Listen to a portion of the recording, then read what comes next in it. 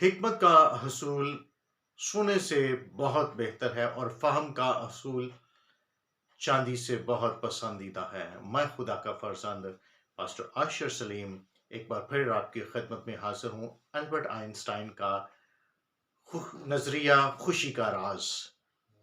خوشی کا راز میں اس پر آلریڈی 2 ویڈیوز بنا چکا ہوں۔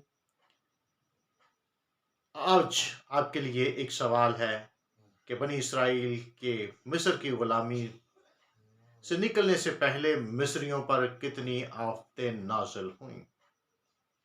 1922 میں دنیا کا مشہور سائنسدان البرٹ آئنسٹائن جاپان کے دورے پر تھا اور ایک ویٹر نے انہیں کمرے میں پیغام پہنچایا اور ویٹر کو ٹپ کے طور پر دینے کے لیے البرٹ آئنسٹائن کے پاس پیسے نہیں تھے۔ اس نے انعام کے طور پر اسے ایک نسخہ لکھ کر دیا، خوشی کا راز،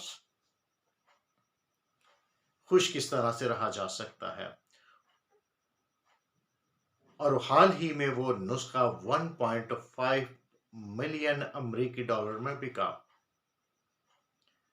اور دنیا کے ذہین ترین دماغ والے نے جو بات لکھی ہے وہ یہ تھی کہ پرسکون دماغ اور پرسکون زندگی خوشیاں لے کر آتی ہے، بجائے اس کے کہ کامیابی کے پیچھے دوڑا جائے، بھاگا جائے اور بے چین رہا جائے۔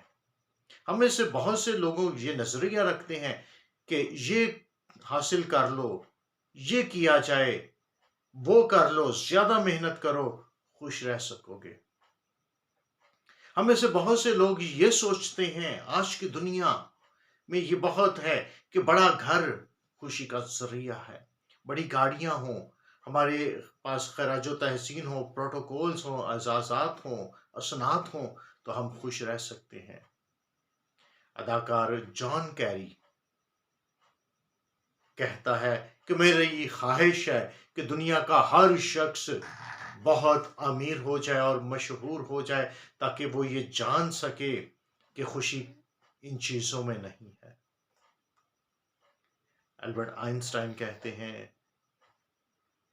کہ زندگی ہمیں ہبڑ دبڑ میں نہیں گزار دینی چاہیے کہ مستقبل میں ہم کسی دن خوش ہوں گے، بلکہ اس کے برعکس ہمیں سادہ طرز زندگی اپنانا چاہیے تاکہ ہم خوش رہ سکیں۔ ہمیں سادہ زندگی کو گلے سے لگانا چاہیے تاکہ ہم خوش رہ سکیں، جو ہمارا بنیادی حق ہے کہ ہم خوش رہیں۔ اور خدا کا کلام ہمیں بار بار یہ سکھاتا ہے کہ خوش رہو، پھر کہتا ہوں خوش رہو، خوشی میں قائم رہو، تمہاری خوشی پوری ہو جائے۔